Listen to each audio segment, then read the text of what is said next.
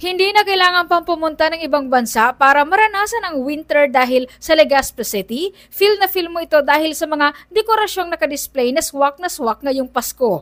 Sa formal na pagbubukas ng winter Paskuhan, libo-libong katao ang nakiisa at nakasaksi ng lighting ceremony na sinabayan pa ng parada mula sa iba't ibang paaralan ng lungsod. Tinataya nga sa 20,000 katao ang dumating at dahil nga sa dagsaang mga ito, makikita na halos siksika na subalit hindi ito naging hadlang.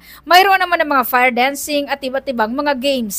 Nagpapasalamat naman ang lokal na pamahalaan dahil naging makulay ang pagbubukas nito. Hinikayat naman ang mga nais mamasyal at magpa-picture dahil maliban sa libre lamang, mayroong mapapakinggan ng musika rito at iba pa. Maaari uman ito sa buong pamilya, barkada, paging sa magkakarelasyon at sa mga nais mag-unwind. Yan ang report natin sa inyo ng Jive Max Adult Herbal Capsule. Lalaking laging umaangat. Ito si Brigada Julie Rodriguez Belian in the heart of changing lives ng Brigada News from Philippines, the Music and News Authority.